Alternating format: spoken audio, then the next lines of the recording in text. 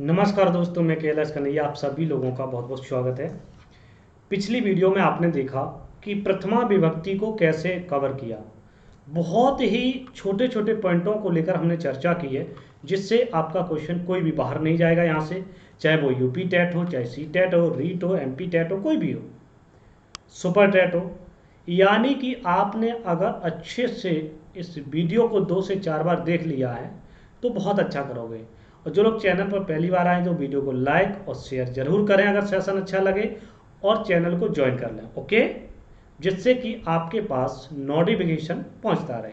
Okay, चलिए, तो हम लोग आज चर्चा करेंगे किसकी, आपका नया एक कारक है, नई एक विभक्ति है, उस पर चर्चा करने वाले हैं, जो कि आपकी द्वितीय विभक्ति। देखो, विभक्तियों के साथ साथ क्यों पढ़ रहा हूं, क्योंकि कारक और विभक्ति का सम्मिश्रण है, लेकिन फिर भी मैं कोशिश कर रहा हूं कि आपको अच्छे से समझ में आ जाए कि द्वितीय पूछता है, द्वितीय विभक्ति में कौन सा कारक है, कर्म कारक है, कर्म कारक में कौन सी विभक्ति है, द्वितीय विभक्ति है। ठीक है, इस प्रकार से कुछ चीज़ें यहाँ पर हमने नॉर्मली तरीके से ली हैं, उनको समझने की आप कोशिश करना। मुझे उम्मीद है कि आप लोगों को समझ में पूरा आएगा।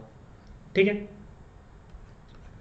कहा कि कर्तु ईप्सित तमम कर्म, कि कर्तु ईप्सित तमम कर्म, ये कहता कर्ता, कर्तु माने कर्ता, ईप्सितम माने जो ईप्सित है, चाहने वाला है, चाहता है, तमम उसको, किसको, क्रियाम, क्रिया को, कर्म माने उसमें कर्म होता है। तो इसकी डेफिनेशन मैंने लिखा है यहाँ पर, और समझिएगा।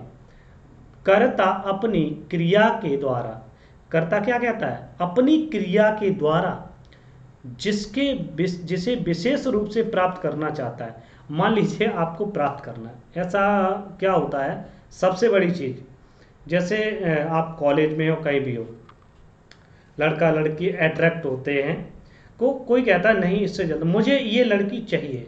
अब कोई लड़की कहती नहीं मुझे ये लड़का चाहिए। ठीक है, तो कर्ता तो कह रहा है कि हम ऐसी एक्टिविटी करें कि आपका जो अट्रैक्शन है वो मेरे प्रति हो जाए, है ना। भाई, लड़के अपने काम करते हैं, लड़कियां अपना काम करती हैं। तो वही मैं समझा रहा हूँ, किसी के ऊपर नहीं ले रहा हूँ, ओके, परेशान न होना। ठीक है, नहीं तो कहो सर ऐसे बोल रहे हैं, ये जल्दी दिमाग में घुसता है, इसलिए उदाहरण वही देना चाहिए जो जल्दी फिट हो जाए। तो कर्ता एक लड़का है और क्रिया भी कर रहा है, लेकिन एक सामने लड़की है बहुत ही खूबसूरत, जो कि उसको प्राप्त करना चाहता है। तो वो ऐसी एक्टिविटी करेगा, ऐसी क्रिया करेगा जो वो आसक्त हो जाए, है ना। हाँ, तो वही चीज़ है, कर्ता अपनी क्रिया के द्वारा जिसे विशेष रूप से, देखो विशेष रूप से प्राप्त करना चाहता है, उसकी कर्तृ संज्ञा होती है। ठीक है, उसकी क्या होती, कर्तृ संज्ञा होती है। जब कर्तृ संज्ञा हो जाएगी, ठीक है, तो उसमें कर्मण द्वितीया से द्वितीय व्यक्ति हो जाएगी। आगे श्लोक वो हाँ है, तो चलिए, तो कर्तृ संज्ञा होती है। जैसे मैं एक उदाहरण छोटा सा लेना चाहूँगा यहाँ पर समझाने के लिए, और आगे उसको मैं बता दूंगा जो अगला सूत्र है उसको। ठीक है, जैसे रामा, समझना बहुत अच्छे से, रामा लेखन्या पत्रम लिखत। ठीक, मैंने कोई उदाहरण नहीं, मैं सिंपल लूंगा। अब देखो, जो राम है वो क्या है, करता है, करता है, क्रिया क्या है, लिखना, लिखना है, यह क्रिया हो गई। और राम क्या कर रहा है कि राम एक पत्र लिखना चाहता है। अब जिसको प्राप्त करेगा, जिसको लिखेगा, उसी में द्वितीया होगी। ठीक है, तो क्या है इसमें, रामा लेखन्या पत्रम लिखति, राम लेखनी से, यहां पर जो है कर्त जो लिखा है, यहां कर्त नहीं कर्म होगा, ये गलत टाइप हो गया। ठीक है, क्या होगा, कर्म संज्ञा, कर्म संज्ञा होती है। तो रामा लेखन्या पत्रम लिखति, राम लेखनी के द्वारा, किसके द्वारा, कलम के द्वारा, किसको लिखना चाह रहा, पत्र को। विशेष रूप कहां आ रहा है, विशेष रूप क्या है, यह है पत्र। तो चाह रहा था, तो उसने क्या किया, राम ने एक लेखनी ली, एक लेटर लिया कि हम लव लेटर लिखना चाह रहे हैं, प्यार भरा लेटर लिखना चाह रहे हैं, अपने माता पिता को प्यार भरा लेटर लिखना चाह रहे हैं, लेकिन हम लिखें तो लिखें कैसे, कौन सी क्रिया की जाए, तो लिखना क्रिया की जाए, लिखत। ठीक है, तो इस प्रकार से जिसको लिखना चाह रहा है, जिसको विशेष रूप से चाह रहा है, उसमें क्या हो गई, द्वितीय विभक्ति हो गई। ठीक, और पूछा जाए कौन सा कारक है, तो कर्म कारक। समझ गए, क्लियर, इतनी बात समझ में आ गई। चलिए आगे बढ़ते हैं नेक्स्ट सूत्र पर। सूत्र नंबर 2, ये कर्मण द्वितीय कहता है, कर्म में द्वितीय व्यक्ति का प्रयोग होता है। सीधा देखो यहां पर कह दिया, जैसे अन्य उदाहरण की हम चर्चा करेंगे यहां पर बहुत से, उनको लेकर के।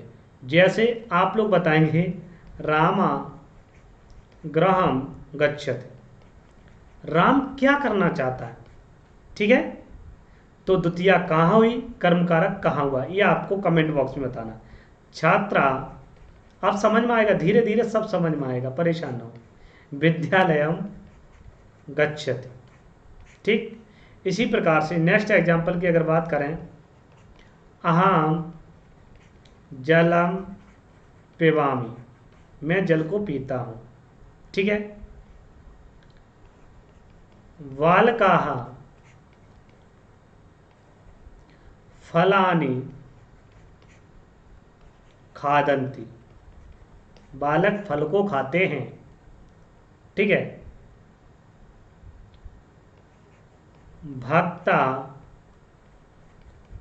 हरिम भजते, ऐसे जितने भी उदाहरण हैं भाई, कर्ता राम है, कर्ता छात्र है, कर्ता अहम, कर्ता बालक, कर्ता भक्त, ये सभी कर्ता है। ये क्या चाह रहे हैं, भक्त कह रहा मुझे क्या करना है, भक्ति करनी है, किसकी, भजना है, हरि को, तो विशेष क्या हुआ, हरि, तो इसमें क्या होगी, द्वितीय व्यक्ति होगी। बालक को क्या चाहिए, फल चाहिए, तो फल में क्या होगी, द्वितीय होगी, नपुंसक ले, फलम फले फलानि, बहुवचन, ठीक है। मुझे जल पीना, प्यास लगी, तो जल में क्या हो गई, द्वितीय हो गई इन सभी में, ठीक है। विद्यालय जाना है, विशेष क्या, विद्यालय जाना है। राम क्या, घर जाना है, तो घर में क्या हो गई, द्वितीय हो गई। इस प्रकार से इसमें क्या हो गई, द्वितीय विभक्ति, और क्या हो जाएगा, कर्म कारक, ठीक है। पूछ लेगा इसमें कौन सा कारक है, वाक्य दे देगा रामा गृहम गच्छति, कौन सा कारक है, ऑप्शन में देगा राम गृहम गच्छति, उपयुक्त सभी, क्या करोगे, ग्रहण करोगे, ठीक। चलिए नेक्स्ट सूत्र पर चर्चा कर, बहुत बड़ी है ये विभक्ति, इसलिए मैं एक वीडियो में कवर करना चाह रहा हूं। अकथितम च, इस सूत्र को विशेष कर देखिए, समझिए इसको, ये क्या कहता है, इसमें थोड़ा टेढ़ा है पर समझना बहुत जरूरी है कि अपादान संप्रदान करण आदि कारकों के द्वारा अविवेचित कारक की कर्म संज्ञा होती है। कहा कि यहां होना चाहिए था अपादान कारक, लेकिन द्वितीय व्यक्ति होगी इस सूत्र से, ठीक है। होना चाहिए थे संप्रदान कारक चतुर्थी व्यक्ति, लेकिन द्वितीय होगी। होना चाहिए करण कारक तृतीय व्यक्ति, लेकिन द्वितीय होगी। कैसे होगी, तो ये शर्तें रख दी गई हैं कि ये द्विकर्मक धातु हैं, इसलिए, ठीक है, इन 16 धातुओं में होगी। ये निषेध कर देता है, इसमें दम नहीं है इनमें। यह कथितम चा सूत्र ये पावरफुल है बहुत ज़्यादा, ठीक, पहलवान है सबका, समझ गए। इस प्रकार से यहाँ क्या हो रहा है, तो ये 16 जो धातुएं हैं उसको विशेषकर समझिए। इन 16 धातुओं को आप स्क्रीनशॉट ले लीजिएगा। यहाँ से क्वेश्चन ऐसे पूछ लेता है कि ये 16 जो द्विकर्मक धातु हैं इनको और क्या कहते हैं, तो इनको हम क्या कहते हैं, गत्यर्थक कहते हैं। इनको और क्या कहते हैं, गत्यात्मक कहते हैं। तो ये आप नोट कर लीजिएगा, ठीक है। अब नोट यहाँ पर मैंने एक लिखा है, इसमें क्या, इन 16 धातुओं एवं इनके समानार्थक धातुओं के योग में अपादान संप्रदान करण आदि की कर्म संज्ञा होती है और द्वितीय व्यक्ति हो जाती है। सीधी सी बात यह कि अगर इसी प्रकार की और भी धातुएं मिलती इन्हीं अर्थ में, जैसे द्वि धातु है दुहिने अर्थ में, तो अगर और भी कोई धातु है दुहिने अर्थ में, तो उसमें क्या होगी, इस सूत्र से कर्म संज्ञा हो जाएगी, ठीक।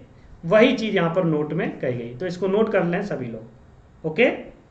चलिए थैंक यू, आगे बढ़ते हैं। सॉरी, पहली धातु है आपकी द्वि धातु, ठीक है, इसको समझना। कौन सी है द्वि धातु? द्विकर्मक है। इसका अर्थ क्या होता है? दोहिना। अर्थ क्या होता है? दोहिना। हमने एक एक एग्जाम्पल को एडजस्ट किया समझने के लिए। भाई कैसे होगा? तो एग्जाम्पल देखिएगा, ग्वाला धैनुम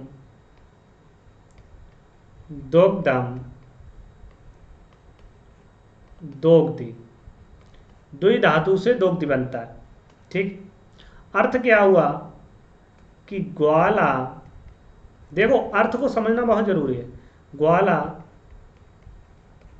गाय से दूध को या दूध दुहता है। अब बहुत लोगों के माइंड में ये आ रहा होगा, गाय से देख करके क्या होना चाहिए? अपादान कारक होना चाहिए। तो हमने पहले ही कह दिया है अपादान कारक का निषेध करके कि तुम बेटा यहाँ तुम्हारा कोई काम नहीं है, निकल लो। तो वो अकथितम च सूत्र जो है, अकथितम च सूत्र जो है, ये कहता हम इसमें कुछ नहीं होने देंगे। मेरा राज्य चलेगा, मेरा है, मेरा रहेगा, मेरा था, ठीक है।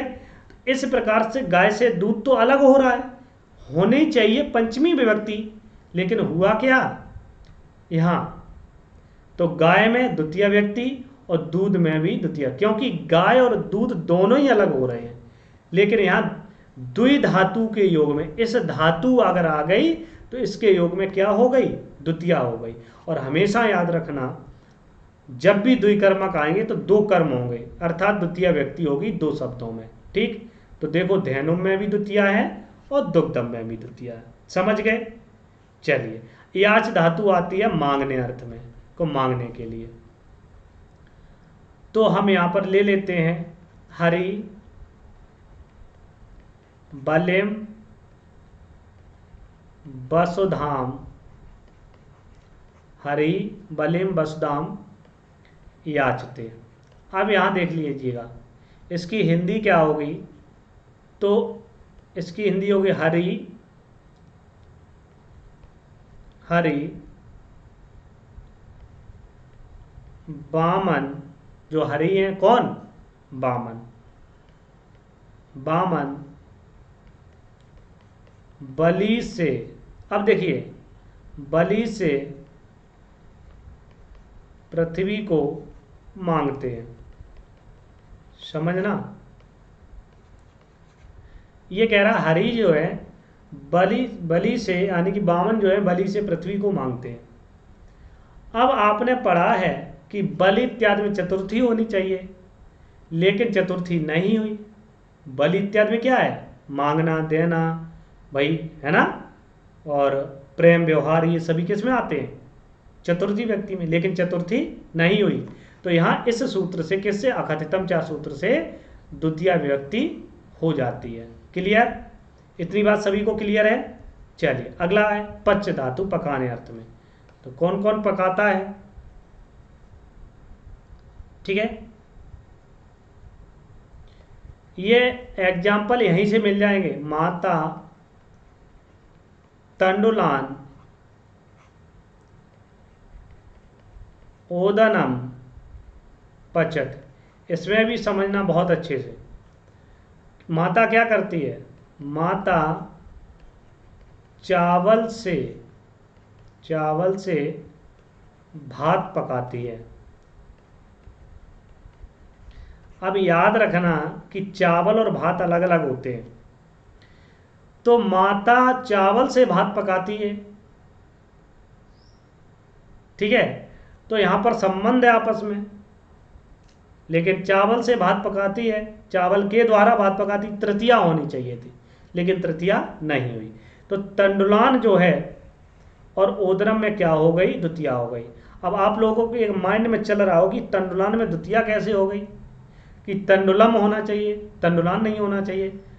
तो ये चावलों से भात पकाती है, अर्थात एक चावल से भात नहीं पकेगा, चावल बहुत से हैं, लेकिन भात शब्द एक वचन है, ठीक है। तो इसलिए ओदनम होगा, यहाँ तंडुलान होगा। तो द्वितीया बहुवचन का प्रयोग है तंडुलान में। क्लियर? चलिए आगे बढ़ते हैं। दंड, दंड का अर्थ, दंड धातु है दंड देना। इसमें देखिएगा, राजा चौरम शतम दंडयति, ठीक है। राजा चोर से 100 रुपए दंड में लेता है, तो यहाँ क्या हो गई, दोनों में क्या हो गई, द्वितीय व्यक्ति हो गई, ठीक है, किसके, दंड के योग में। इसी प्रकार से रुद्र धातु माने रोकना, रुद्र धातु माने रोकना। राजा शत्रुन, राजा शत्रुन दुर्गम रोड़द्दि, ठीक है, रुद्र धातु का रोड़द्दि बनता है, ओके। तो ये राजा शत्रुओं को दुर्ग से रोकता है, दुर्ग माने किला, जो शत्रु किले में क्या कर रहे हैं, वार करने आ रहे हैं, तो राजा शत्रुओं को किले में रोकता है, ओके। राजा शत्रुओं को किले में रोकता है, तो किला एक है और शत्रु बहुत बहुत से हैं, तो शत्रु शब्द में द्वितीय बहुवचन हो गई और दुर्ग में एक वचन हो गई, ठीक है। तो इस प्रकार से यहाँ क्या हो जाएगा, द्वितीय व्यक्ति हो जाएगी। अब चलिए एक बार समझ लीजिएगा, फिर उसके बाद आगे बढ़ाएंगे, क्योंकि ये काफ़ी चीज़ें आपको एक बार में मिल रही हैं। यहाँ पर आपने देखा, कर्ता को जो अच्छा लगे, जो प्यारा लगे, वो सिलेक्ट करेगा, कुछ भी करना पड़े, सीधी सी बात, ठीक है। चलिए आगे बढ़ते हैं अगले पॉइंट पर। कर्मण द्वितीया से द्वितीय व्यक्ति होगी, तो हमने कहा था जिसको विशेष रूप है, तो जाना चाहता है, भजना चाहता है, फल को खाना चाहता है, विद्यालय जाता है, इन सभी में द्वितीय व्यक्ति कर्मकारक होगा, ये आपने देखा, ठीक है। उसके बाद आगे बढ़ते हैं। अखरितम चासूत्राय, नया सूत्र, इसमें कहा कि द्विकर्मक धातु है, कितनी धातुएं हैं, तो 16 धातुएं हैं। कैसे होंगी, तो ये आपकी हमने द्वि याज पच दंड रुद्र प्रच ची ब्रू सास जी मत मुस नी हरि कृस्वा, इन धातुओं के योग में गत्यर्थक और गत्यात्मक, ये दो और नाम है इसके, और ये अपादान सप्रदान करण, ये न हो करके द्वितीय व्यक्ति होती है, ठीक है। तो आपने देखा, और आगे बढ़ते हैं। कैसे हुई द्वितीय, तो द्वि याज पच, इनको हमने बताया, अपादान था, ये आपका जो है संप्रदान था, ये आपका जो है करण था, यानी कि तृतीया थी, तो इनमें क्या हुआ, द्वितीय हुई, ओके। उसमें द्विकर्म जरूर होंगे, ये आप विशेष कर याद रखिएगा। आगे बढ़ते हैं। दंड और त्रोधि, इसको आपने देखा, चौरम शतम और शत्रुन दुर्गम इत्यादि को देखा, तो ये आप, मुझे लगता है समझ में आ गया होगा, ओके। चलिए आगे बढ़ते हैं। अब देखिए यहाँ पर हमने क्या किया, सीधा लिख दिया, आपको ज़्यादा मेहनत ना करना पड़े। प्रक्ष धातु है पूछना अर्थ में, और ये आपका दो कर्म यहाँ पर हैं, सीधी सी बात है, ची धातु चुनना है, वृक्षम फलानी हो जाएगा, ब्रू धातु बोलने में, शिष्यम धर्मम हो जाएगा, और सास माने उपदेश देना, तो शिष्यम शास्ति, तो यहाँ पर गुरु शिष्यम धर्मम शास्ति हो जाएगा, यहाँ पर लिख लेना, नो यहाँ पर धर्मम शास्ति, गुरु शिष्य को क्या कर रहे हैं, धर्म को उपदेश दे रहे, धर्म का, ठीक है। जी धातु जीतने अर्थ में, देवदत्तम शतम, कि देवदत्त जो 100 रुपये जीत गया। मथ धातु मथने अर्थ में, सोदाम क्षीर निदम, इनमें द्वितीय व्यक्ति हो गई, समुद्र को मथा था। मुस धातु चुराने में, यज्ञदत्तम शतम, यज्ञदत्त ने 100 रुपये चुरा रही है। उसका नी धातु कृष, कृष का धेनुम ग्राम थी, तो जो कृष का था, किसान था, वो धेनु यानी कि गाय को कहाँ से ले गया, गांव से चुरा ले गया, ठीक है। तो धेनु और ग्राम में क्या हो गई, द्वितीय व्यक्ति हो गई। क्लियर, इतनी बात सभी को क्लियर हुई है। आगे बढ़ते हैं, अगले पॉइंट पर बात करते हैं। ह्री धातु आई हरने अर्थ में, तो धेनु को गांव से चुरा लिया, हरण कर लिया, एक ही हमने बार बार दिया, आपको समझ में आ जाए। खींचना है कृष धातु, तो कृष का धेनुम ग्रामम करसती, तो क्या करता है, ये गांव में खेत जोतता है, ठीक है। और वह धातु ले जाना, तो कृष का धेनुम ग्रामम, गांव से ले जाता। वह और नी धातु जो है, वह और नी धातु ले जाने अर्थ में एक ही अर्थ होता है ये, ठीक है। इस प्रकार से आप देख रहे हैं द्वितीया द्वितीया द्वितीया होती चली आ रही है, तो ये आपकी जो है यहाँ पर द्विकर्मक धातु जो है समाप्त, द्विकर्मक धातु जो 16 धातुएं थी वो हो गई समाप्त। अब आगे बढ़ते हैं नेक्स्ट पॉइंट पर, ओके। चलिए, तो अगला आपका पॉइंट है और नया सूत्र को लेकर आएंगे, इसको ही समझिएगा। ठीक है, कुछ नहीं है, मैंने अलग अलग कर दिया है। देखो आदि सींग अस्था साम कर्म, यहाँ अस्था साम कर्म होता है, ये गलत टाइपिंग है, तो कोई बात नहीं, यहाँ पर लिख दिया मैंने। सींग धातु है सोना अर्थ में, ठीक है, सोने में सोना। अस्था धातु है ठहरने अर्थ में, और आस धातु है बैठना अर्थ में। तीन धातुएं हैं। अब इनमें होगा क्या, इन तीन धातुओं से पहले आदि उपसर्ग आए। अब देखो कंडीशन ये लागू हुई, इन तीन धातुओं से पहले आदि उपसर्ग जुड़ा हो तो इनके आधार की, तो आधार की क्या होगी, कर्म संज्ञा होगी। ठीक है, और उसमें कर्मण द्वितीया विभक्ति हो जाएगी, कर्मण द्वितीया से द्वितीया व्यक्ति हो जाएगी, कर्म में द्वितीया व्यक्ति। जैसे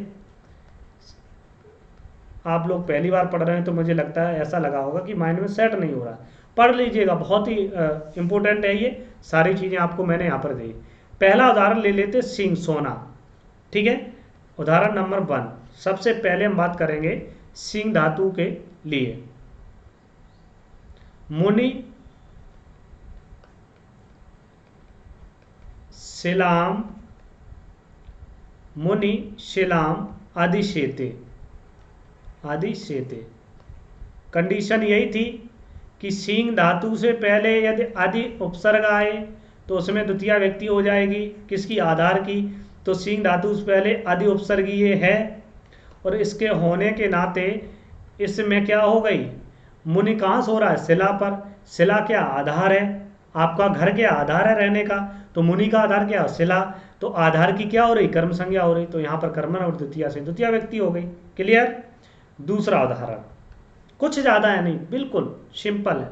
ठीक है, चलिए आस धातु वो सॉरी अस्था धातु से ले लेते हैं। अस्था धातु से शिष्या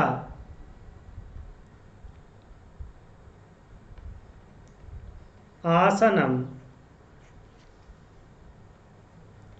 आदि तिष्ठते, आदि तिष्ठते। शिष्य आसन पर बैठता है।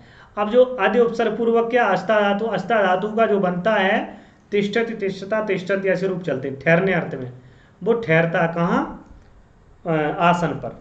ठीक है, तो आसन पर ठहरता है, तो काम ये थी कि आदि उपसर्ग पूर्वक हो तो पहले आधार क्या, आसन, तो आसन में क्या हो जाएगी, द्वितीय व्यक्ति हो जाएगी। क्लियर। थर्ड आपका है एट लास्ट उदाहरण है किसका, आस धातु का, बैठने अर्थ में। तो चलिए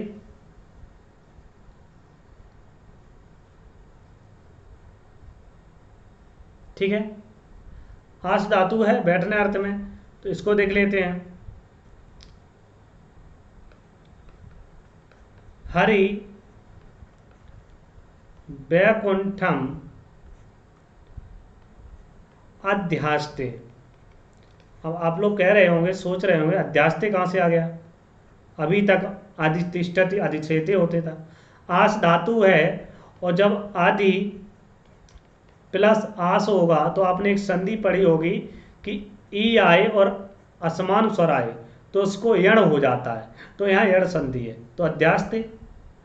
हरि वैकुंठ में बैठते हैं, तो हरि का बैठने का स्थान क्या, वैकुंठ। वैकुंठ के आधार है, आधार की क्या होगी, कर्म संज्ञा होगी, कर्म संज्ञा का फल क्या होगा, द्वितीय व्यक्ति हो जाएगी। तो इन तीनों में क्या हो गई, इस सूत्र से, ये ही सूत्र करेगा, न तो आपका खतमचा करेगा, नहीं आपका कर्तरीप से तमम कर्म करेगा। इसी सूत्र से 3 उदाहरण बनेंगे। ठीक है, ऐसे अन्य उदाहरण भी आ जाएं तो आप कर लेना। जैसे मैंने एक उदाहरण ले लूं, पर्यंकम, पर्यंकम अधिशेते। अब पर्यंक मीस क्या होता है, तो पर्यंक मीस होता है पलंग। ठीक है, तो मैं यहां लिख दूं सहा पर्यंकम अधिशेते, वह पलंग पर सोता है, तो आधार क्या, पलंग, इसलिए पर्यंकम हो जाएगा। क्लियर। मुझे नहीं लगता आपको कोई डाउट होगा। ठीक है, चलिए आगे बढ़ते हैं। अगले पॉइंट को लेकर हम लोग चर्चा करेंगे अभिनिविशस्य। इसमें भी छोटा है, कोई ज़्यादा नहीं है। ये कहता है अभि और नी। देखो अभि और नी ये दोनों क्या, उपसर्ग हैं।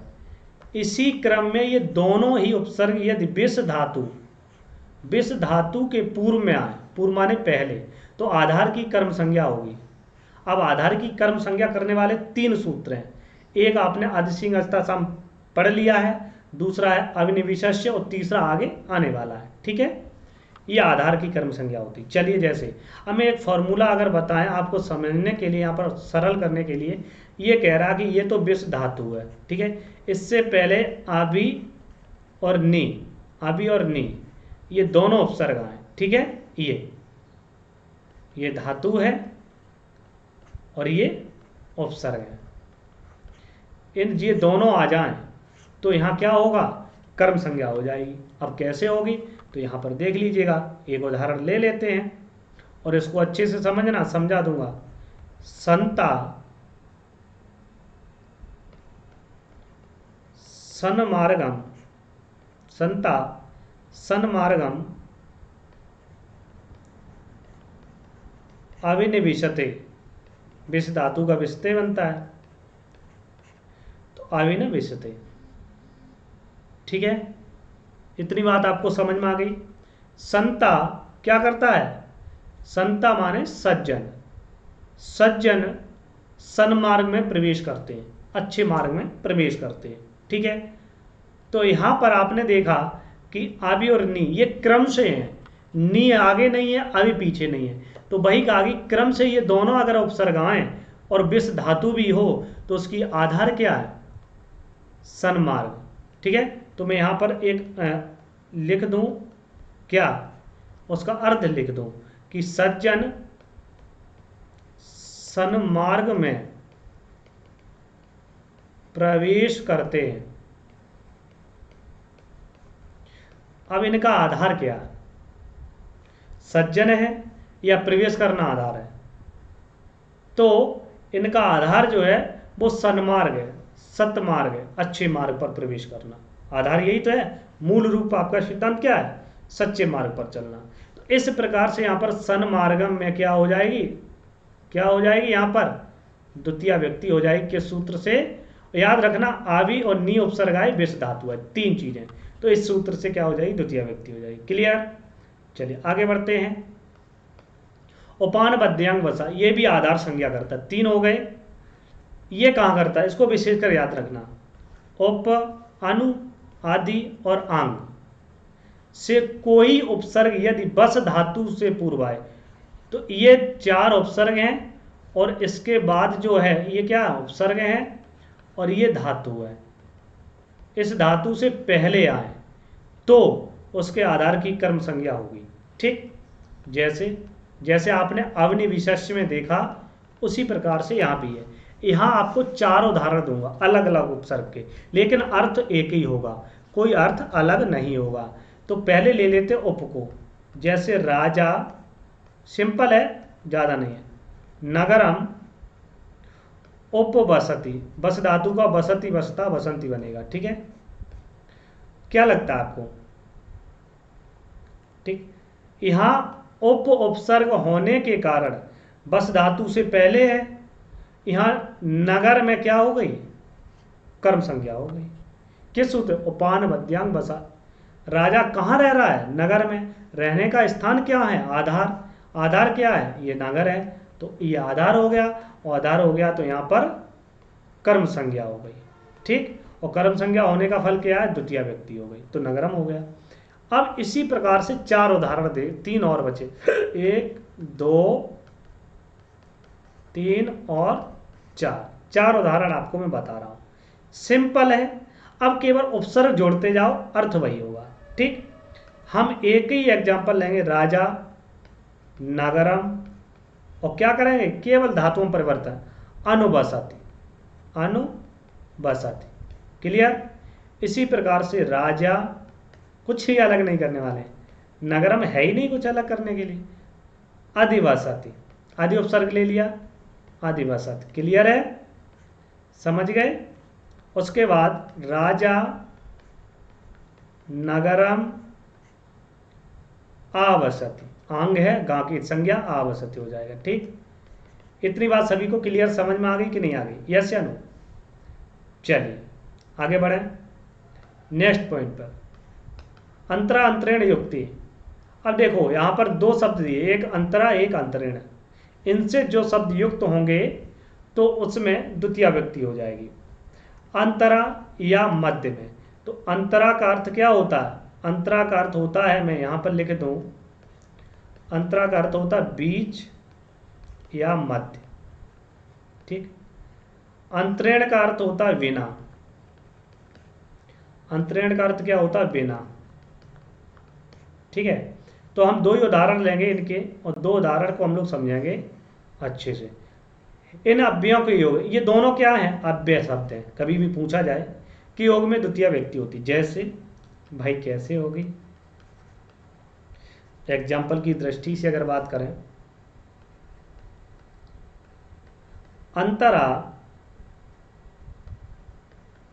ग्रामम नदी प्रवहति।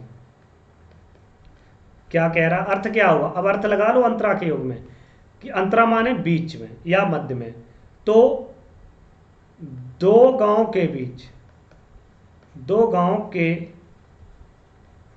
बीच नदी बहती है,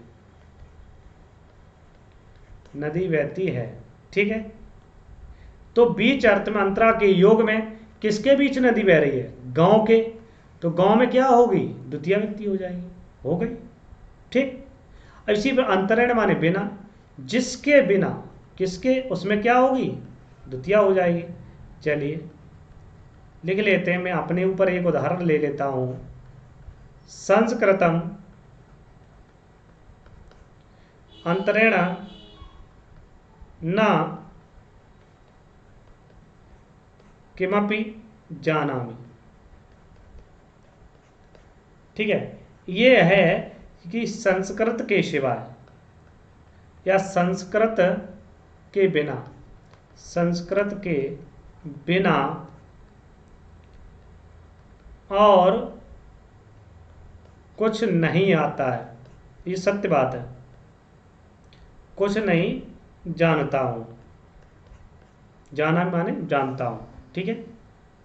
तो इस प्रकार से क्या होगा? संस्कृत के बिना और कुछ नहीं जानता हूं। क्लियर? तो हमने देखा कि अंतरा के योग में क्या हो रहा था? बीच के योग में द्वितीय व्यक्ति हो रही थी। उसके बाद अंतरिण के योग में क्या हो रहा था? संस्कृत के बिना कुछ नहीं जानता हूं। तो यहां पर क्या हो गया? बिना के योग में द्वितीय व्यक्ति हो रही है। ठीक है। ठीक, समझ गए? इतनी बात सभी को क्लियर है? चलिए अगले पॉइंट पर हम लोग चर्चा करते हैं। अविता परिता समया निक्सा हा प्रतियोगेपि द्वितीया, हा प्रतियोगेपि द्वितीया। ठीक। यहां द्वितीय व्यक्ति होगी। ओके। तो यहां पर देखिएगा हमने अलग अलग शब्दों को चुना है, जिससे कि आपको कोई भी प्रॉब्लम ना हो। बहुत ही शानदार तरीके से यहाँ पर देखेंगे। तो अविता के योग में, परिता के योग में, समज्ञा के योग में, हा के योग में, प्रति के योग में, इन सभी के योग में द्वितीय व्यक्ति का विधान है, तो उसको करेंगे। ठीक है। हाँ, तो इन चीज़ों को ध्यान रखिएगा। चलिए, तो अविता क्या है? तो अविता का अर्थ होता है, आप लोग सभी लोग जानते होंगे, अविता का अर्थ होता है दोनों ओर, दोनों ओर। ठीक है। ठीक है। तो हेलो, हाँ, हम थोड़ा क्लास कर रहे हैं, 5 मिनट रुको, अभी अभी खोल रहे हैं। ठीक। ठीक। तो दोनों ओर, अब दोनों ओर का हम एग्जाम्पल आपको दे रहा हूं, उसको विशेष कर समझना। बस ये शब्द याद रखना, अगर ये आपको याद है तो वाक्य सही होगा। ठीक है। हाँ, जैसे ग्रामम अभिता, ग्रामम अभिता, देखो अभिता लग गया। अभिता शब्द के योग में ग्रामम अभिता वनम अस्ति, वनम अस्ति, कि गांव के दोनों ओर वन है। तो किसके दोनों ओर वन है? गांव के। तो इस प्रकार से यहां क्या हो जाएगी? तृतीय व्यक्ति हो जाएगी। राइट। परतमीज होता है चारों ओर, परतमीज क्या होता है? चारों ओर। तो चारों ओर का क्या हो जाएगा? चलिए,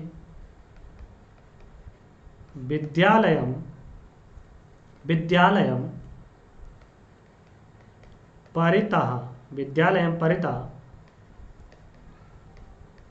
वृक्षा सन्ति। ठीक।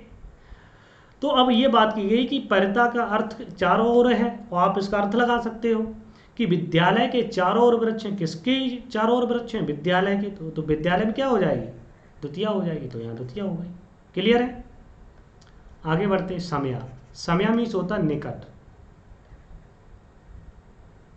ठीक है, सॉरी, समया मीन्स होता समीप, क्योंकि अगला शब्द जो है वो इसी अर्थ को देने वाला है। तो समया मीन्स होता समीप, फिर भी हमने यहाँ पर ले लिया है, और निकषा मीन्स होता निकट। एक ही चीज़ है, कुछ भी नहीं है। ठीक है, तो चलिए देख लेते हैं। एक ही उदाहरण से आप समझ लीजिएगा। लंकाम समया, बहुत ही सिंपल है। समया सागरा अस्ति। ठीक है, तो किसके समीप है? लंका के समीप। तो लंका में क्या हो जाएगी? द्वितीया हो गई। इसी प्रकार से अगर हम इसी को फिर ले लें कि लंकाम निकषा सागरा अस्ति, तो क्या हो जाएगा कि लंका के निकट सागर है। तो एक ही बात है, तो इसमें भी द्वितीय व्यक्ति हो जाएगी। ठीक है, आगे बात करते हैं। हा, हा माने होता है क्या? अफसोस। ओके, हा का क्या अर्थ होगा? अफसोस, कि उसके प्रति जो है मुझे अफसोस है इन चीज़ों के। ओके, हाँ, जैसे अफसोस। उदाहरण, हा कृष्णा भक्तम। ठीक है, हा कृष्णा भक्तम, कि हा माने अफसोस है कृष्ण के अभक्तम।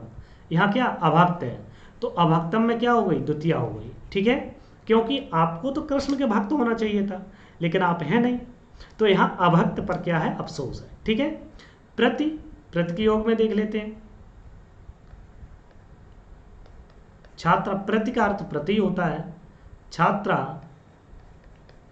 प्रति श्रद्धाति। ठीक है, क्या होता है इसका?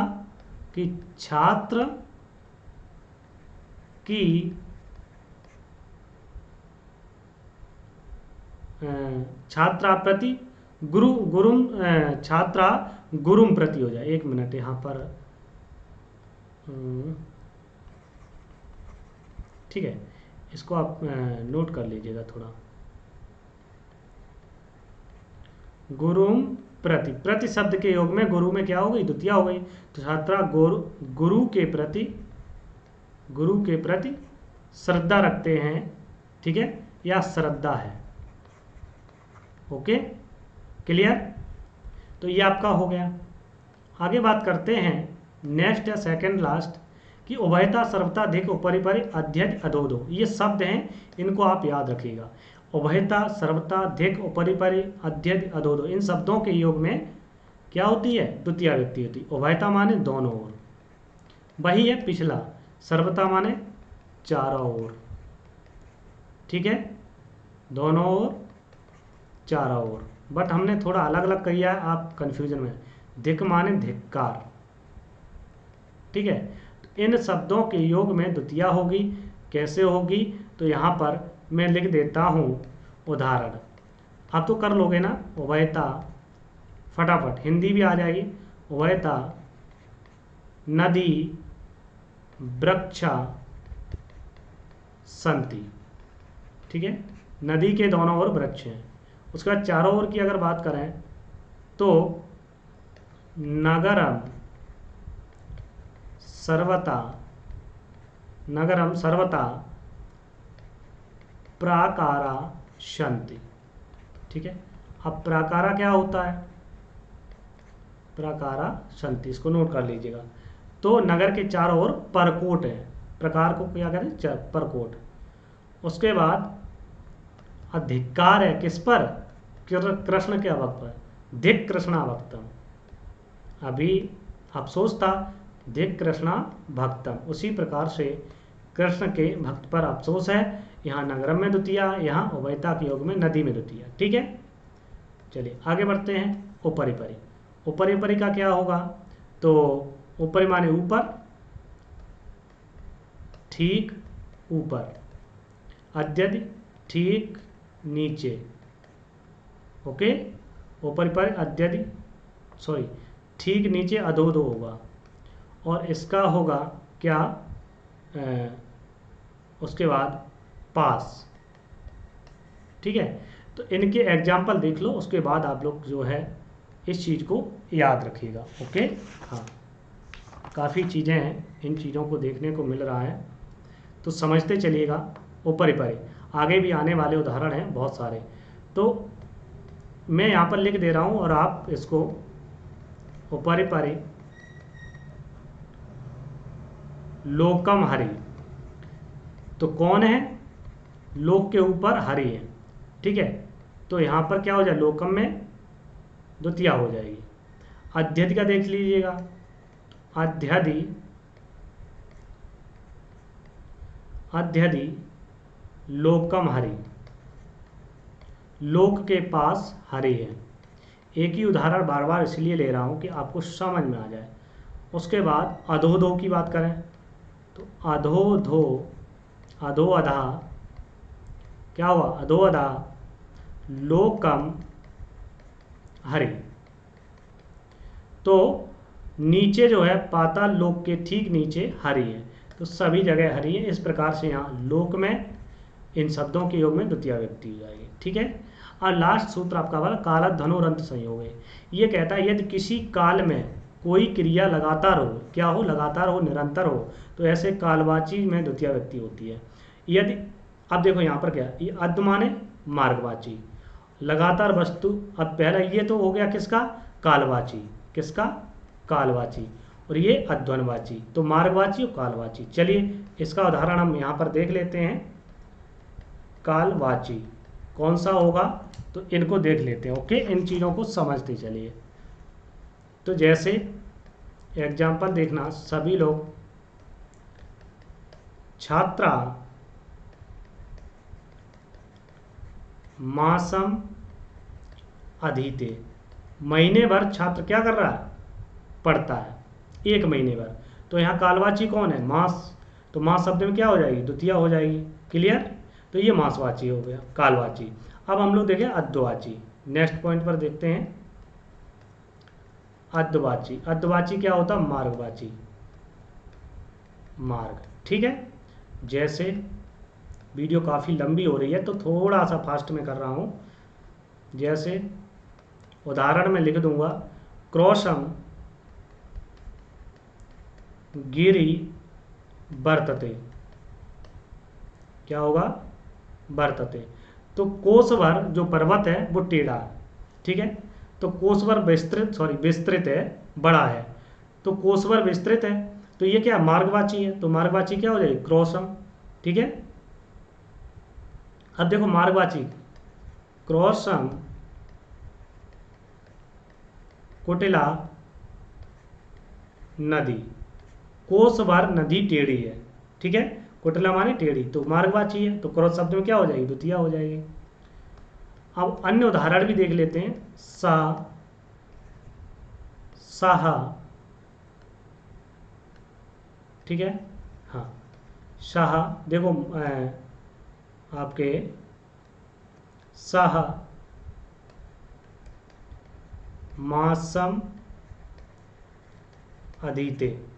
ठीक है, रामायण, वो क्या करता है, मास भर रामायण को पढ़ता है। ठीक है, तो सह मासम अधीते, वो मास भर रामायण को पढ़ता है। सा सप्ताहम पठिष्यति, वह एक सप्ताह तक पढ़ता है। ठीक है, ये आपके जो है द्वितीया विभक्ति समाप्त हुई आपकी। और नेक्स्ट वीडियो में आपकी तृतीया व्यक्ति को लेकर, और ये कर्म कारक था, कर्म कारक क्या हुआ, समाप्त हुआ। नेक्स्ट वीडियो में लेकर हम लोग चर्चा करेंगे। Okay, thank you so much. और वीडियो को लाइक शेयर कर दीजिएगा सभी लोग। फिर मिलते हैं, और तब तक के लिए bye bye, take care. Okay.